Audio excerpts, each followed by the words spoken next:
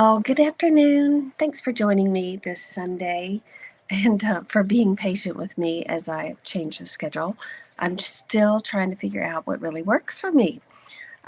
So I appreciate you still being interested, and I will get my little act together soon as far as like timing. And when we do this, that will be easiest for me. So when I have a really busy work week, which I did this week, and I'm not sure if it was the eclipse energy, the full moon energy, it can take a toll. Um, just in It requires a lot of energy, as you can imagine. So I love being busy like this, though. I love it. I love, God, the messages that come through for people. It's really, really wonderful. So thank you for being here. Thank you for sending in your questions. We have got some doozies today that I am really eager to see what the guides will say and respond to, and what messages they want to bring forth around these topics. So, for those of you that are new to finding me, my name is Betsy Grady. I am an Akashic Records consultant. I have been doing this work specifically professionally for 9 years now. And I have some good news for those of you that are here in the southeast region where I am. I spoke with my teacher Friday, and she gave me the okay to teach Akashic Records. So I look forward to putting a schedule out there and a plan out there for that, probably in Birmingham, Fairhope, in Alabama, and then around maybe somewhere in Georgia. So I'm super excited about being able to do that and just help people get into this work too, because it's just so rewarding. It's so rewarding. Anyway, I am going to read the Akashic Prayer. I do read the traditional Akashic Prayer the way I was taught. Let me see here. What else can I tell you? Well, and then, so I'll do that. I will take a moment. I will see what the guides want to bring forth as a general message, and then I'm going to hop into the questions. So I always answer questions that are submitted to my email first.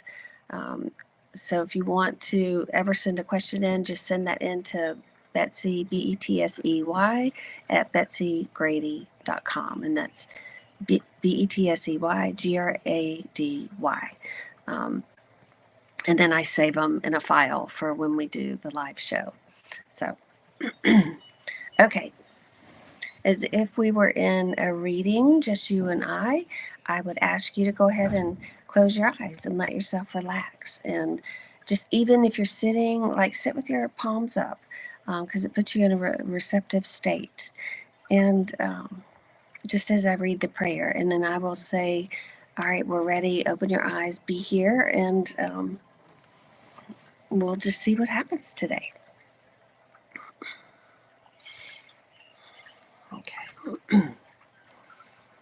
And I'm a fidgeter, so like today, I will fidget with a little stone. Okay. I ask God if He will have His shield of love and truth around you permanently, so only God's love and truth will exist between you and me. I allow the masters, teachers, and loved ones of you to channel through me out of whatever realm to say whatever they wish. I ask the permission of the Lords of the Akashic Records so I'm able to look into the records of you and remove whatever information I'm allowed.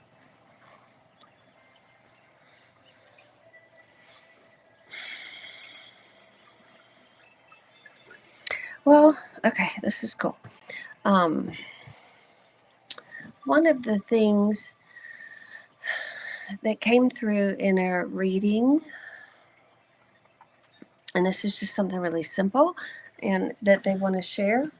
I wrote that one down. Is they want us to recognize that for those that might need an antidepressant that don't want to take one, And there's absolutely no judgment taking one or not taking one, because they are helpful, and they really help where they need to help. Yet there's still some people that don't want to get on any medicine. And that, again, it's totally a personal choice. So the guides have no um, judgment around it. What they're saying is, for those that want either to enhance what they're doing, or those that like feel like they need extra help, just being and processing in life, they said that we were given a natural antidepressant, and it is through nature.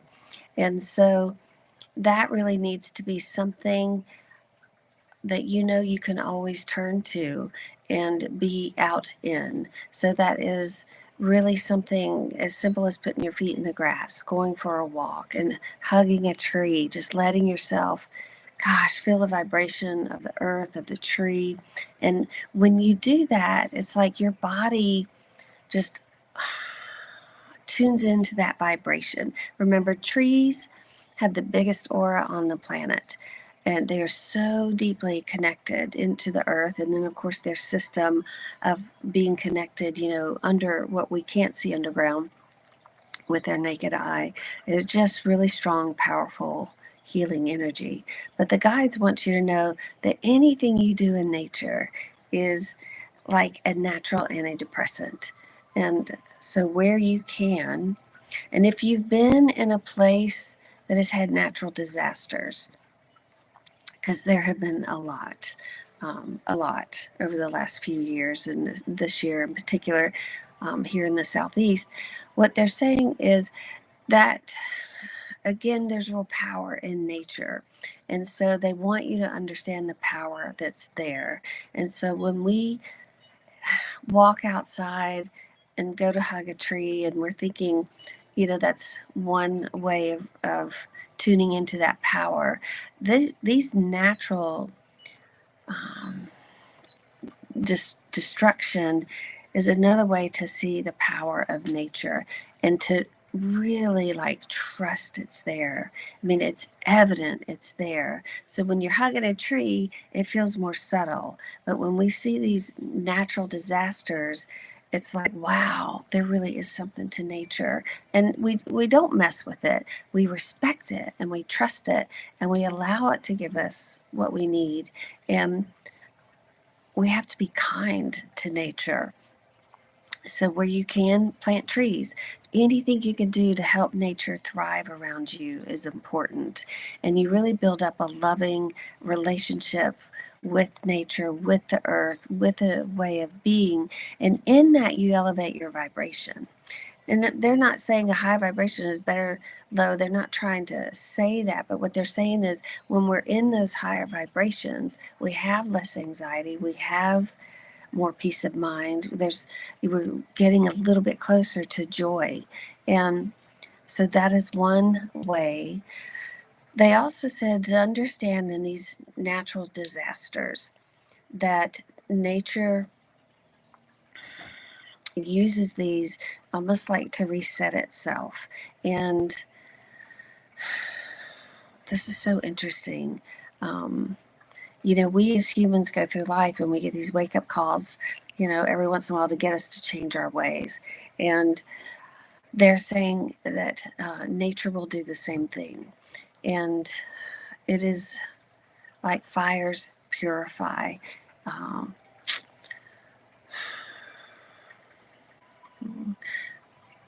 Anytime a landscape is altered, and I think we said this last time this came through, it is preparing for new, and to keep looking for the new in this and the opportunity in this. It's a total reset. And somewhere on a soul level, those that have been, greatly affected by these disasters, on a soul level, they chose to participate in this. So consciously, yeah, there's a lot of stuff that we're like, I wouldn't have signed up for that if I were, if I knew what this was going to be about. Yet on a soul level, they did sign up for it. or you did sign up for what's happening. And it is all part of a soul's evolution. I would say the harder experiences, the greater the evolution, not of just the soul having that experience, the people around them, even the land itself is evolving. So we are constantly being guided to adjust, adapt, maybe to change our ways with things, our attitudes around things. So that's part of it. So that's a big message just right out of the gate. Wow. Okay. I am. Hey, you guys. Thanks for joining. Okay, I'm going to switch over and read the prayers because they're just so good. I mean, they're always good, but we got some different ones today. Okay, first question. Okay. Hi, Betsy. Can you tell me if anything of me besides my soul exists after death? I'm like, I love that question. Nobody's ever asked that. We talk about what happens when we transition, but can you tell me if anything of me besides my soul exists after death? Okay.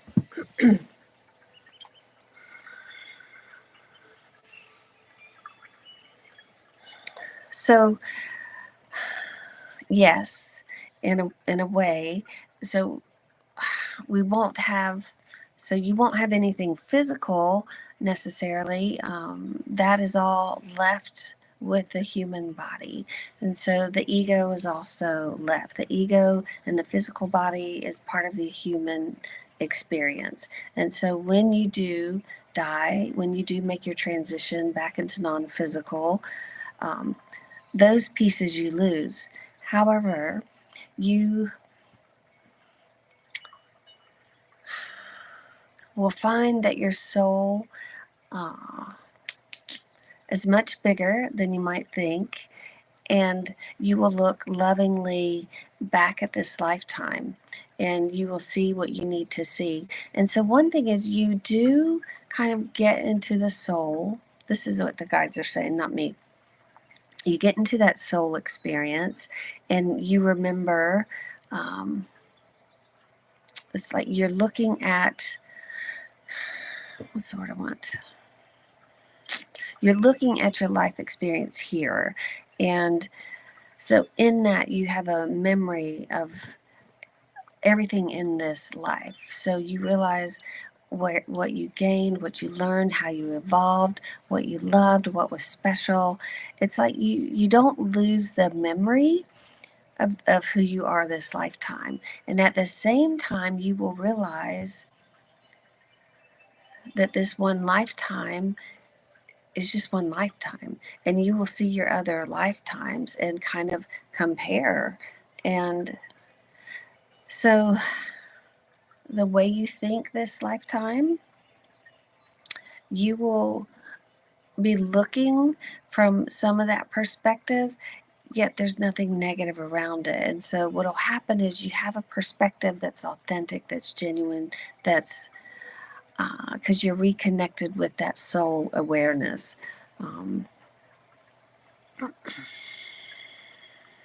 You will reconnect with other soul members, of your soul tribe, I would say. So you don't lose who you are here. It just opens up into who you are there. So, like, this is a very limited experience we're having here, even though it's expansive and we're evolving, and it's just a grand adventure and extraordinary, and all the things that happen here. It's when you are in the soul level, it's like you have awareness of all of it, things that are unlimited. And and it will be fun to reconnect with that. Yet there will also be an eagerness to come back here, because what you'll see is like, oh wow, this lifetime was cool, this one was cool, or I didn't like this one, or and you'll just start designing your next one, because it really is like creating movies and plays, or like a screenplay that you are getting ready to go live, and you get the chance to design that again from your place in spirit, and so you'll remember things about each lifetime. And if you didn't master something in this one, maybe the last two or three, you probably write it in again, and like, because I want to figure this out. But there's a real sense of love and eagerness to do that. Um,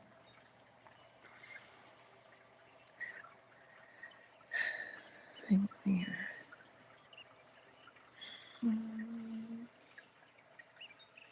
The nice thing is, like I said, we lose the ego.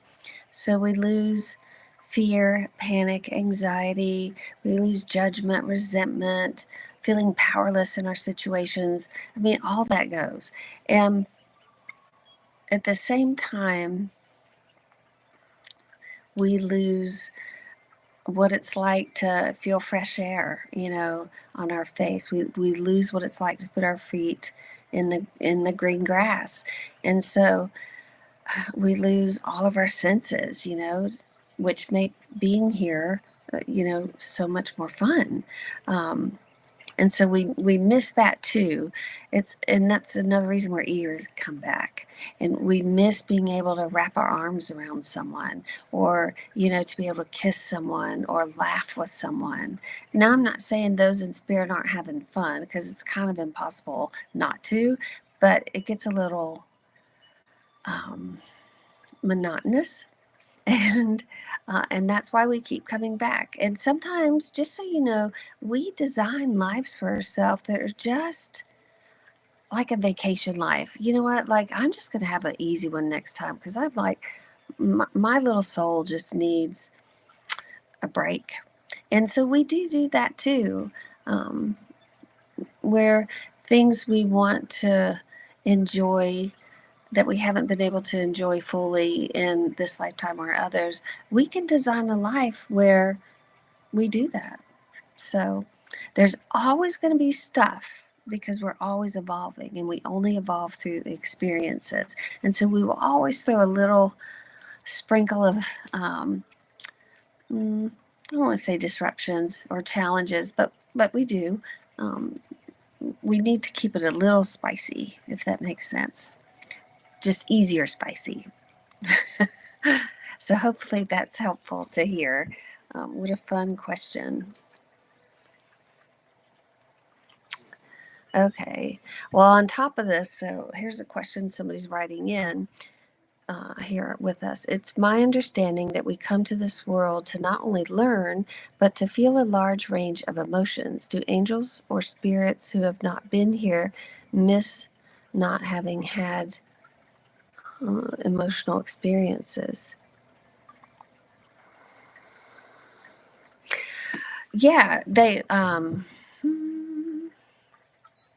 so angels and like spirit guides, they're in a different realm, if that makes sense. And so it's almost like they have an innate knowing and understanding, and they don't, their roles in the universe are different.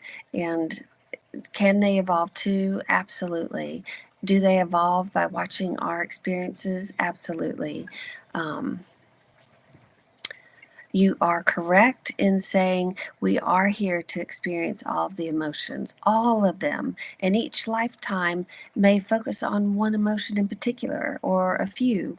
Absolutely. There are some people here that are working the emotion of grief, and they've just had loss after loss after loss, and it could be really tragic. Yet their soul knows they came in to understand grief. And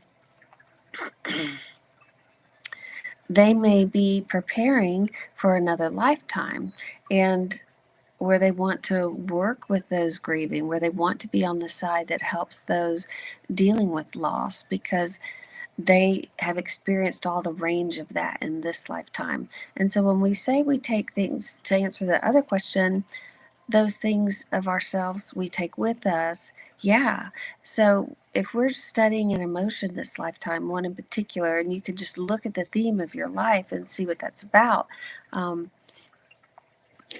often we will come back that next lifetime because we want to remember those experiences, remember what we did gain in understanding, and somehow use that to help others. It's like playing the opposite side of the coin. I may not be going through all that loss, but I can help people because my soul has that memory and understanding. And does that make sense? So some people may say we're living this one lifetime, we check it off, we just go live another one. But we are brilliant beings. We are designing the next one. And it's kind of like we already know on a soul level what we might want to be doing. As a matter of fact, I've had readings in the last few weeks. It's been really neat to connect with some people in the past or who have passed, and them telling me what their next life is going to be like and where the person I'm having the session with will fit in. It's been really remarkable. And so fitting and validating for whoever I'm sitting with, because it will make sense to them. And it's just really cool. So, okay, let me go here. Okay.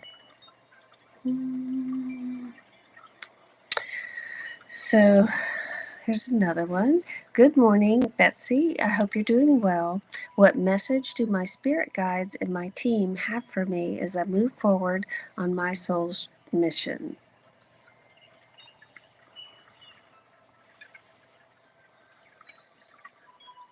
Okay.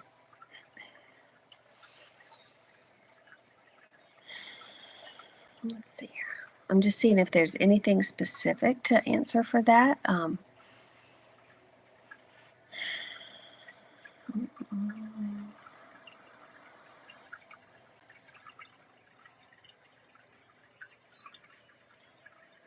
right.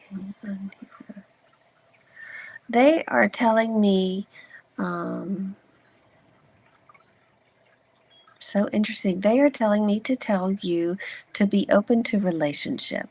Right now, you have a wonderful relationship with yourself. You have a wonderful relationship with your work, your soul's mission, and they would like for you to be open to a personal relationship. And I would say more of a romantic one, partnership.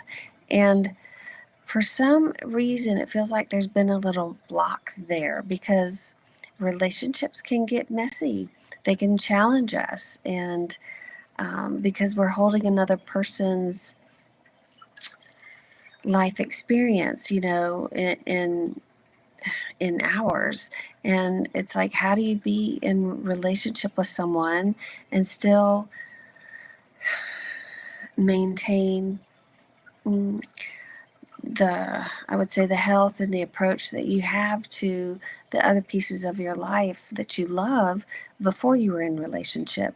And so it's kind of a stretch in the sense that it's a little bit of a challenge when you have a good thing going on. You like your life, you like your work, you like your health, and you just feel really clear about that. You're in your routines.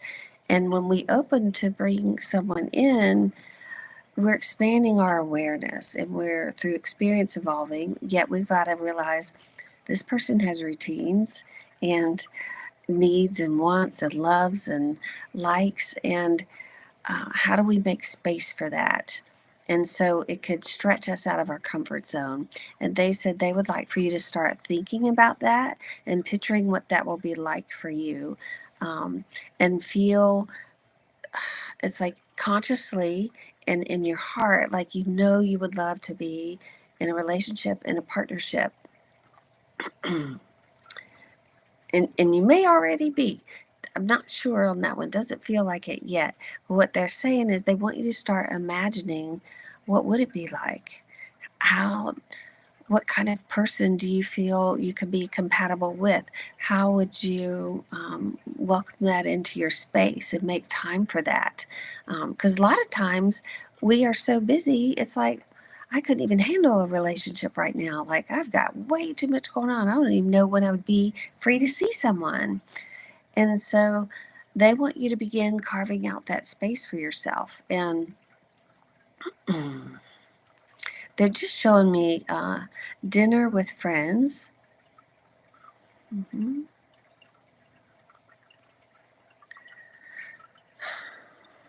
It's something like that. I'm not sure what that's about.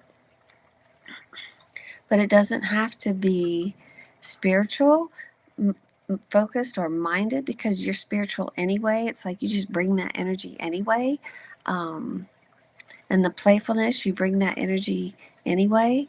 So there's a real vulnerability in letting people into our lives in that more intimate way.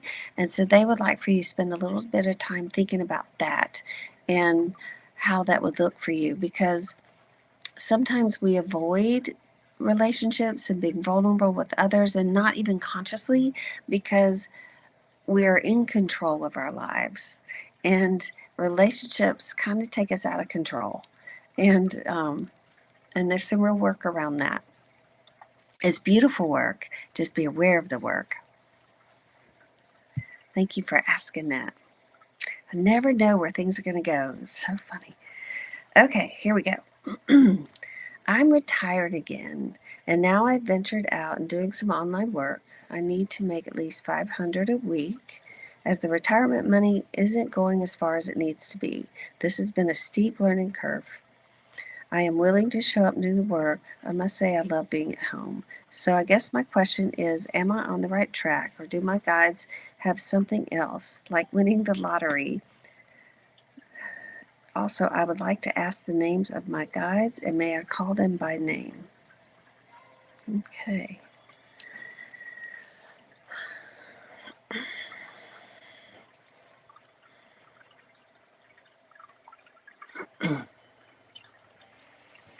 All right, here. So again, evolving through experience, retired, yet you still have a need to address, because you like that extra money and it gives you some play money. Um, hang on here. It feels good to be working online from your home, no doubt. So it feels like with that, you're on the right track, and that is part of your path. It feels like you could do that as long as you want to do it for some reason. So um, it just feels like there's an easy energy around it for me, that I'm picking up on. So it feels like just a nice little easy connection, nothing super complicated.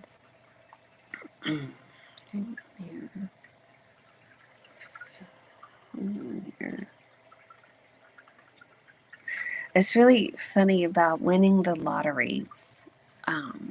Lot of people bring that up in sessions, and often jokingly, um, yet it is something that sits in the back of mind for people.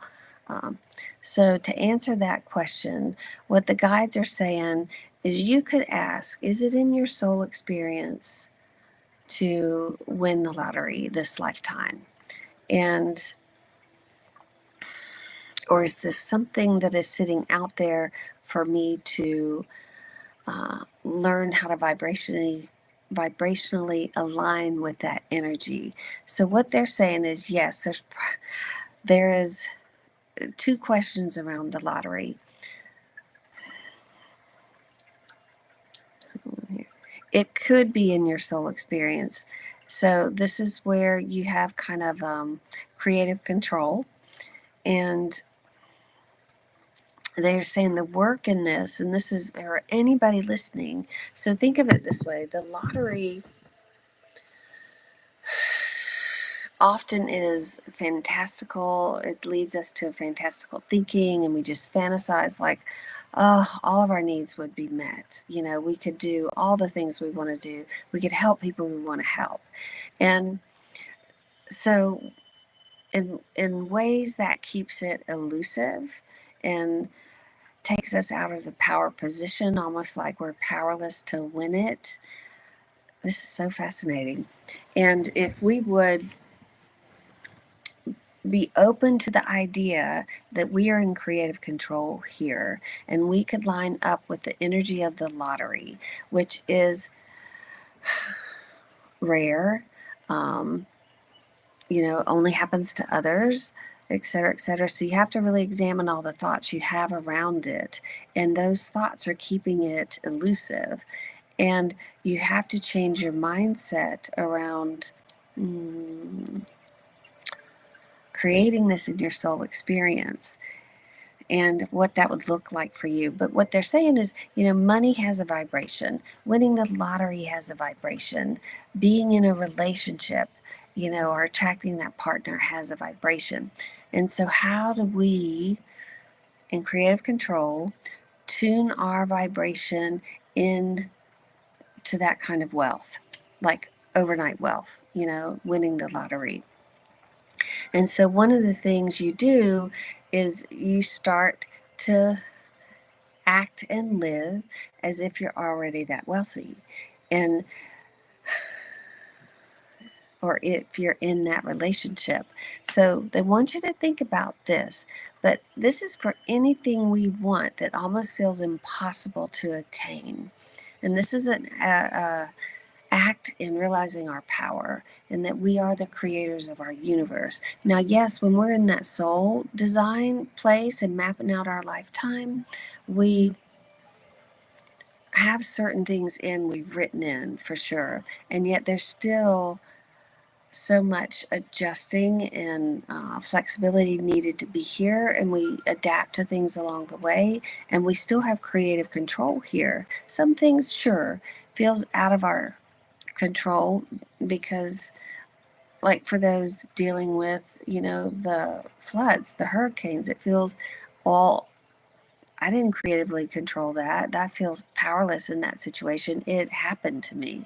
So that would be something you wrote into your soul experience that you don't have creative control over now. You have creative control over how you be in that situation, how you recover from that situation, how you evolve from it. Same thing with any desire we might have out there for ourselves, whether it's healing our bodies, whether it's changing our mindset, whether it is winning that lottery. We have to tune into the vibration of it, and we have to start putting our awareness around that into everything we're doing. And like, if you want to be wealthy, do what wealthy people do and think like wealthy people think. If you want to be in this wonderful partnership and relationship, then look at people who are already in them that you want to model and adopt some of their attitudes. So the more we can be in the energy of something, the closer we draw it to us. So hopefully that's helpful. And then the names of your guides, let's see if they give me anything. I am hearing Celeste is one, and Joshua is another one. So if I were you, I would take those two names and I would look them up. Like, is there an angel Celeste or a divine being with the name of Celeste or a divine being with Joshua, or just look up what the names mean and see if there's a little bit more kind of an influence to that. But that's what I'm hearing. Celeste and Joshua for you, dear. Okay. Okay, here's another one. Ask the guides, when and why do we have to feel nervous? What is the purpose of feeling nervous? I need to know how to counterbalance that. Laugh out loud. What good does feeling nervous bring to our awareness? Such a cool question. Okay. Well, nervousness is one of those I don't know if you would call it an emotion, but it's on that spectrum of things to feel and things to understand. So, nervousness actually serves us in a few ways. It really puts us in touch with the sensitivity of our bodies, of the power of our mind and our thoughts and how the body feels. So nervousness really comes from, this is such a good answer. It's nervousness really comes from the stories in our head, the things we're telling ourselves. And we have to be really mindful, like, where did that thought come from? And so nervousness teaches us to come really present and really clear with what our mind is doing. So and then recognize, is this accurate? Is there something I need to pay attention here? Is this nervousness just completely unfounded because I'm telling myself stories? Or is it because I really care about something and I want to address, like, what fear and panic in there is? Am I fear of being judged? Am I fear that I won't get this and I really want this? And it's like, have you identified finally a need or a want and a desire, but also have the fear that it won't work out? Like, I have a fear that things don't work out for me, and or I have a fear that I can't hold on to anything, or everything goes through my hands like water.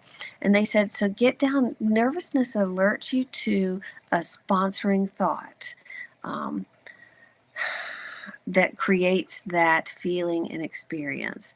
So, and whether that's your awareness to know you really care about something and you have a fear of losing it, or whether it's, I'm a fear I'm going to be judged, or I'm not good enough. And so nervousness points you to, I would say, some limiting beliefs to clear. And it also brings you, and this is what the benefit of it is, besides uncovering limiting beliefs, it brings you into the present moment so utterly and entirely, because it's like you're really dealing with the situation at hand. And sometimes being in the present moment, well, I mean, that's always helpful, actually. It's kind of impossible for us to stay there 24/7. Um, but it helps us come into the present moment when we really need to be in the present moment. And when we can really be in the present moment and realize, in this very moment, this very second, this breath that I'm taking, I am okay. I am all right. I am perfectly exactly where I need to be. And somehow when you acknowledge that, the nervousness starts to dissipate. So next time you're nervous, really acknowledge that you're here in the present moment and you're on this journey exactly where you need to be, doing exactly what you need to be doing. And let go of any judgment. Like, okay, so this is really good too. The guides are saying we all have an inner critic in our minds, and we have the judge. They're like best friends. And so, and everybody has that, everybody. So be mindful when that nervousness shows up. Does that dial down to one of those aspects within yourself, and then soften that, because they're just aspects of you. So is the divine child, you know. So is the, oh my God, well, there's so many aspects of us. Reach for one of the more positive ones, though, when the inner judge or inner critic and judge get active, because man, they spin some stories in your head and just talk yourself off the ledge there. You know, whether it's accessing the divine child, when we can be in that divine child space, it's like, oh, this is why we're here. We love being here. This is a journey I'm creating for myself. And I'm getting ready to do something my soul called forward. That's cool. Hopefully that is helpful. If you have anything else around that, you let me know. Okay. This is regarding animals when they transition. Do animals have a sense of what's coming, or only the spirit and soul side knows what's coming? That's such a great question, too.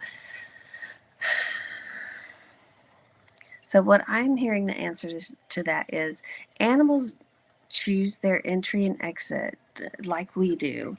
Now, you and I have no idea how we're going to leave this planet or leave these physical bodies. And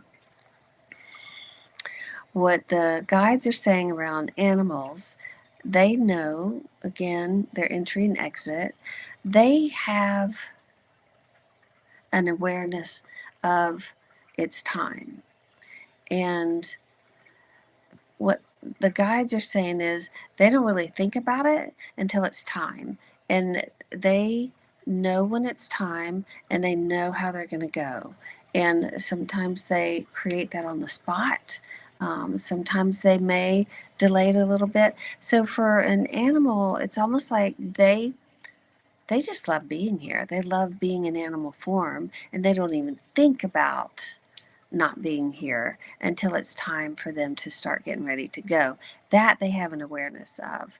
And so if they have a short life or a long life or an unhealthy life, remember, animals are coming in often to play a role for us. Whatever that may look like, positive or negative, animals have that consciousness. And so they know what they're coming into. And they also know if it's going to be short time here, a long time here. But again, what the guides are saying, I hope this makes sense, they become very aware when it's time to go. And it's almost like they have a heads up and of how they're going to go out. So, but they don't have it's they don't have the fear. Um, what's the word I want?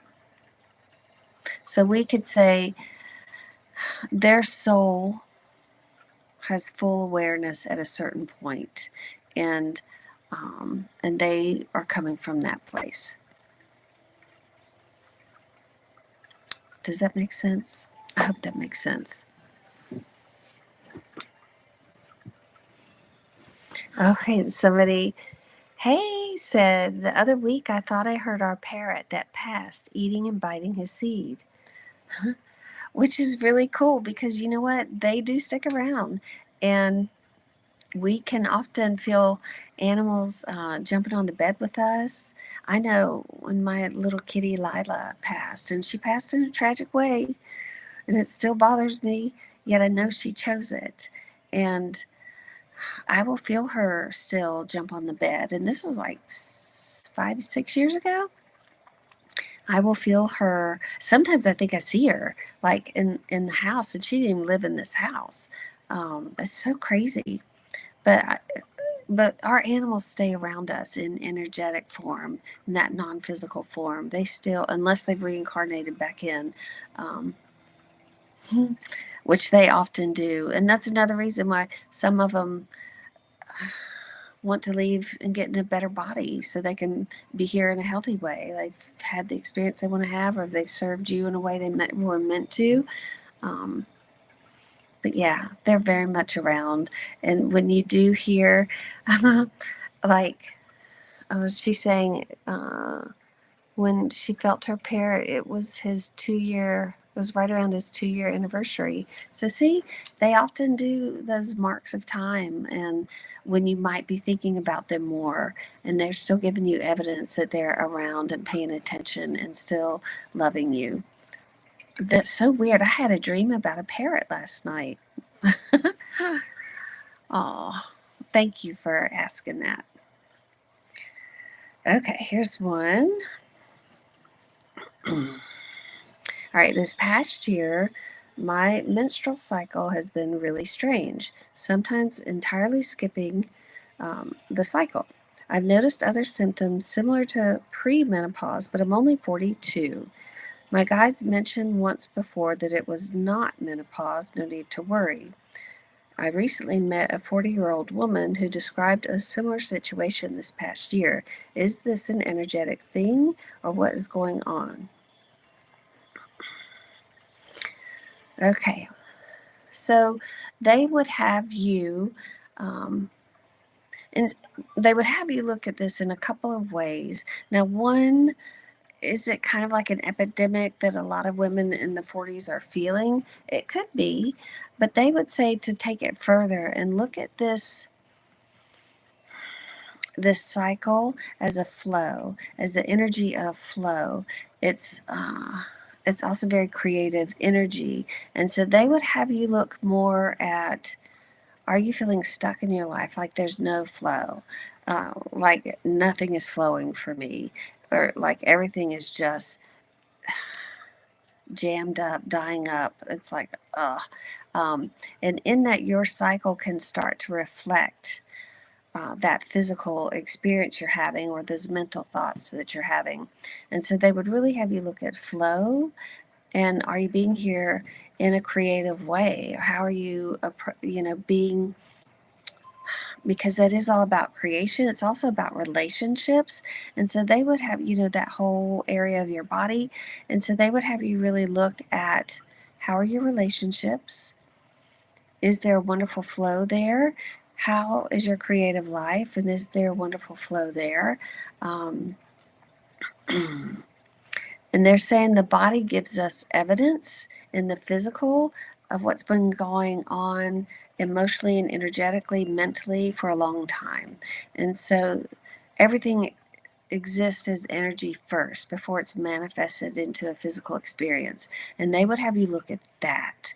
And so your question is, how do I get back into flow? How do I feel and allow this flow in my life? And am I afraid when I get in flow that something's going to happen and just take it away again? Or I'm going to screw it up, Am I sabotaging my flow? And so I would say, look at it like that. It's a wonderful question. And we could look at anything going in or going on with our bodies a little bit deeper in that way.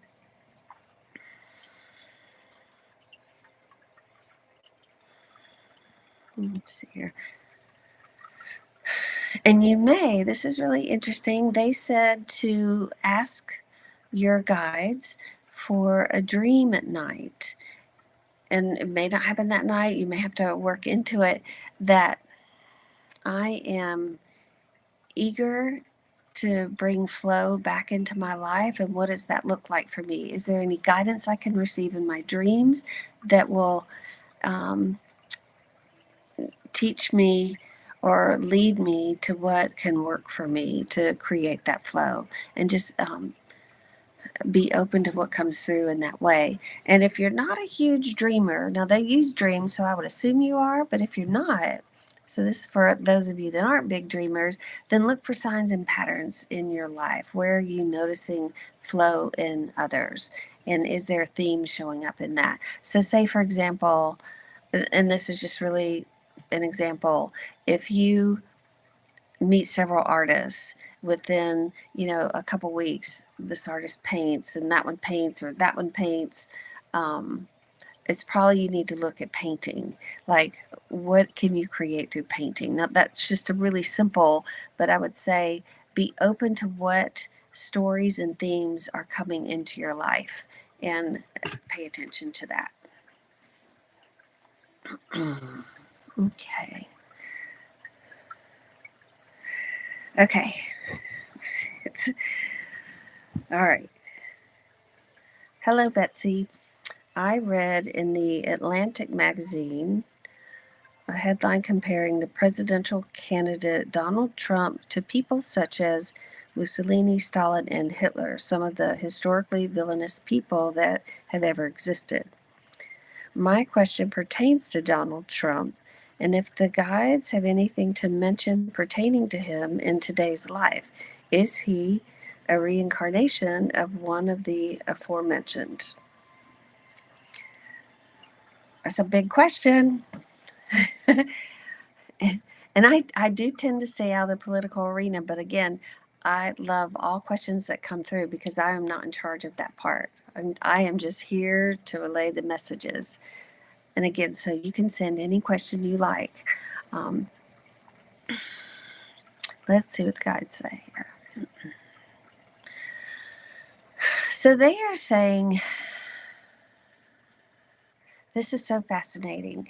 So people have different roles on the planets. We have different roles in the universe. And there are, hang on here. Wow. There are people that come on to the planet to play the role of a disruptor. Hitler was a disruptor. Stalin, Mussolini, all disruptors. In that case, they would say, yes, Trump is a disruptor. He is disrupting. He's changing things. So in a way, these human people come in almost like the hurricanes and the floods, these natural disasters, and they pack a punch, and they are here to change the landscape of how we're being here, just in a very different way. So their design is to come in and disrupt, and force change. So one of the things, he is certainly polarized the country, and there's pretty clear pro-Trump and not pro-Trump pockets. And what they're saying, though, he is causing disruption here, and he's forcing people to really identify what they need, what they want, their primary sense of being here. So one thing about Trump is he is really speaking to the victim energy. And he is, and if y'all haven't read about the victim triangle, it's the rescuer, the victim, and the persecutor. I always put the rescuer at top because to me it's the one that is really achieving harmony and balance. But Trump cycles through these all the time. And if you read his personal story, you would understand why. He has had an extraordinary life and a really unconventional childhood, but it would dictate him being in this triangle. And so he's leading in a political platform, a very public platform from this triangle. And he is speaking to a lot of people on the planet that feel victimized or powerless in their situation, that feel like they need saving. And that's why he goes into rescue mode and promotes himself as this great savior. I'm going to rescue everybody. So, and why he can get into the persecutor role and be angry and attack, those that aren't feeling powerless in their situations, and he does. I mean, he got shot at. That's part of the victim energy. So when we are in victim energy, we just attract more things to feel victimized by. Again, there's so much about energy. And we're going to answer your questions, the guide said.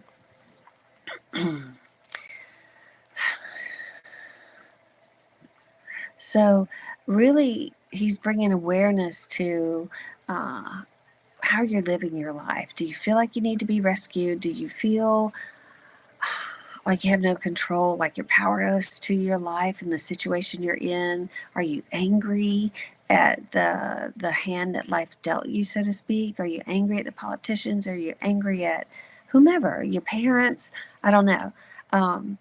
But that's what they're saying, is he is really forcing a big spotlight on that dynamic and for people to really get in touch with it. Because when we're in that dynamic, unless we have a way to get out of it, working with someone trained in it, how to liberate, because it's a subconscious program that runs in our mind, and it could show up in every part of our life, actually, from career, relationships, finances, health. It's just always something to fix, always something to fix, always something to rescue. And So he is bringing awareness around that, and he's showing us. I mean, honestly, it's like half the country is is in that, probably more than half. But that way of being is not sustainable, and it's just constantly cycling. So there's that, and that's a big one. And in answer to, is he a reincarnation? So, what I am hearing to say is there are very few people willing to play, very few souls willing to play the uh, disruptor. And he is one of the disruptors. The guides will not say he's a direct reincarnation. They will say there are very few souls that will play that role because it's a really hard role to play. And so, on one hand, we have to look at someone like him, Hitler, many of them that have done in the past those really tragic things. They were playing a disruptive role. They were showing like a level of humanity, almost like if we don't check ourselves, this is what humans are capable of. And we have learned so much from those experiences and studying them and the history of it. And they're there to remind us, like when you think about the Holocaust and how deplorable that whole thing was, the guides are saying, those moments in history just remind us how far we're capable of going as humans and how subtly it just happens. It's people get brainwashed, on a mass scale. And that is what we're seeing here with Trump. There's this brainwashing on a mass scale. And of course, if any of those brainwashed are listening now, they're not going to hear it like it's being presented, like it's coming through. And that's okay. That's okay. That's just part of their journey. It's where they are. And for those of us not in that brainwashed space, and we can see where love and kindness and a more spiritual way of thinking and being is helpful. And we keep choosing that. So he is one of few disruptors. Has he had a life as a disruptor before? The guides say yes, absolutely. Is he disrupting in a different way this time? No. And that's where history can repeat itself. And we are seeing the beginning of that repetition. And so, yeah, it's a warning, it's an awareness.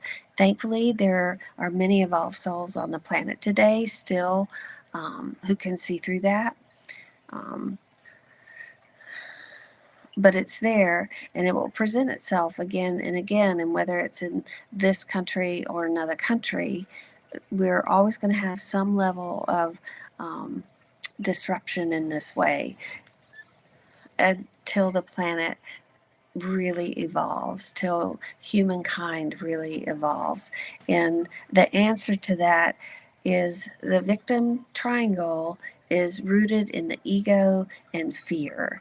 And there's manipulation, judgment, resentment, guilt, feeling sorry for people. All of that is in that triangle. And when we can be here in an evolved and liberated from reacting, and acting from those places, then yeah, the planet will begin to reflect more and more and more of that. Everybody has the victim archetype within them. It's choosing to be aware of it and not letting it be dominant and be a dominant aspect for us. Just like the judge and that inner critic, there's victim in there too. And if you find yourself feeling sorry for yourself, you know what? Chances are you slipped into that and you now want to rescue yourself out of the situation you're in. And so just be curious about that and willing to look at that. So Wow, so interesting. Okay, I miss my family. I've finally given up with them, loving them from afar. Oh my gosh, I can't tell you. I'm so glad you said that, and I thank you for sharing that. I know it's hard. So, when that triangle is so present and people are brainwashed, even in our own families, or that's the dynamic they've been playing their whole lives by. So, that dynamic, just so you know, comes in childhood, whether you had a traumatic childhood or not, somewhere in the family lineup, it, things have happened. Could be alcoholism, could be abuse, it could be whatever it might be. Um, but it's passed on as an energetic vibration. Sometimes it really is in a child's experience. Um, and sometimes it will be in the family, and they're unwilling to really look at it. So, you, like you writing in, missing your family, gosh, I talked to more people. I had a client, she said she was guided to divorce her family. And so she ended up phrasing it as a DNA divorce. And I was like, oh my gosh, you should write a book. That's such a interesting concept, but people get it. And I can't tell you how often in the last few weeks I've been having that conversation. DNA divorce. You know what? That just has to happen sometimes because your energy has evolved into such a place of awareness and just spiritual energy, how you want to be here. And they didn't. And it is hard to feel your family so out of reach, so disconnected. Um, in some cases, you might limit your interaction with your family. In some cases, you do have to have a DNA divorce. You do. And there's nothing wrong with that. What'll happen when you make your transition here, and you can even start practicing this now, is in your meditations, reach out to the higher self of that family member and just have a beautiful conversation, or ask your guides to lead you in a dream where you connect with that family member on that higher plane where there is love, it is genuine. I had a really powerful dream several months ago. There was a friend, I was friends with someone from second grade on, and he was just a friend, but I loved our friendship. And we were friends, I think, all the way through our 20s. Yeah, early 20s. But we'd known each other forever. And he was just somebody just, I trusted. And we were friends. And well, what ended up happening, because I didn't know better at the time, but he was dating one of my girlfriends, and I introduced them, and I adored both of them. Yet, them as a couple was constantly just button heads. And I had written a letter to my girlfriend about really looking at the relationship and, you know, whatever, examining it. Well, she left the letter out and he read it. And he thought that I was dissing him. And of course I wasn't in at all. I kind of felt for him more because I knew him longer. I wanted him to be in a relationship with someone who just loved him because he just has so much to offer. Well, anyway, he never spoke to me again, refused to speak to me. And that has always really hurt. And a few months ago, maybe several months ago, I had a dream about him. And I dreamt I was at this party and everybody was socializing, et cetera, et cetera. And in the dream, we reconnected. And he was so kind to me. And we talked about knowing each other from second grade. We talked about seventh and eighth grade, even 10th and 12th grade. And then we talked about after, high school and in our college years. It was so incredible. And I woke up and I realized that was real. That was real. I had such a peace about me, and all the just, you know, sadness I've had around that relationship dissolving was gone. It's just gone. And I know that in that dream, I was given a real gift. And because I felt differently when I woke up, like this is the truth of the situation. And it was really, really lovely. So you can ask for that. If you have relationships in your life that have been left unrepaired or just not going to happen this lifetime, um, then ask for a dream like that. And you'll feel so much better because honestly, when you die and your family dies, y'all are all going to be up there just laughing about, oh my gosh, let's not lock in those issues again, in our next time. And there's a real freedom in that. So my girlfriend that came up with the DNA divorce, I mean, she literally blocked them on her phones and emails. She deleted their contact information. I mean, man, she's serious.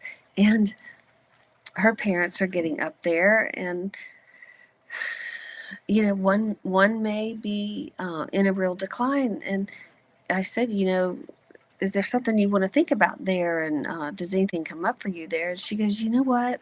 She goes, I'm pretty good with where I am. And I know I'm going to have a better relationship when they're in spirit because they won't be stuck in the mindset they're in now. And I was like, that's so healthy. And that's true. It's so true. So no matter what you're experiencing with someone now, it's just a role they're in. It's a role you're in. They've shaped decisions you make for yourself. And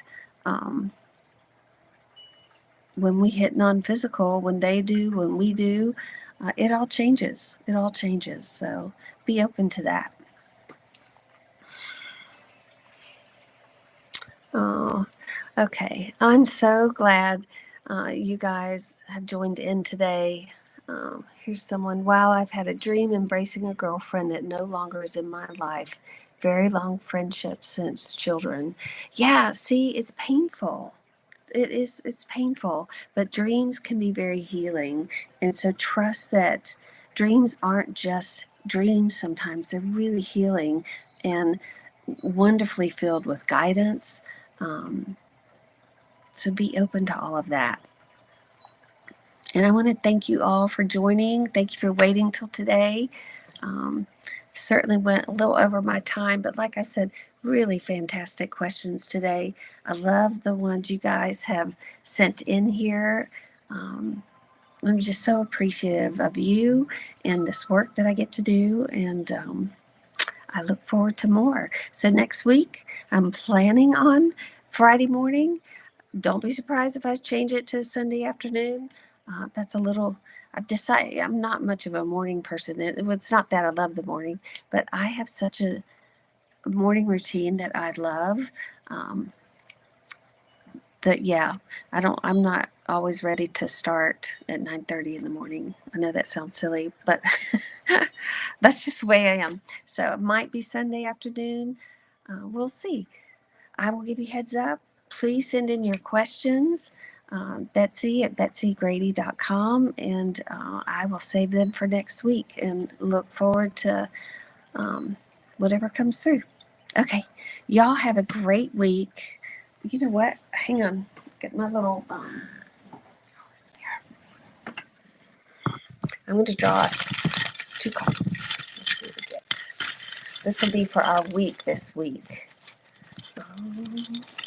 We've got. I don't know what's going on planetary, but oh wow, look.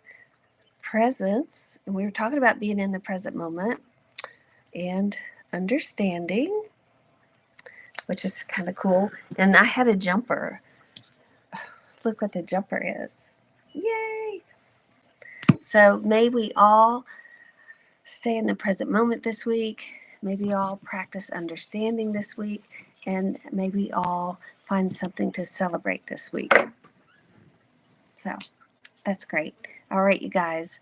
Thank you. Thank you. Thank you. Hi, you guys. I'm saying bye, but thanks for joining. It's so great to connect.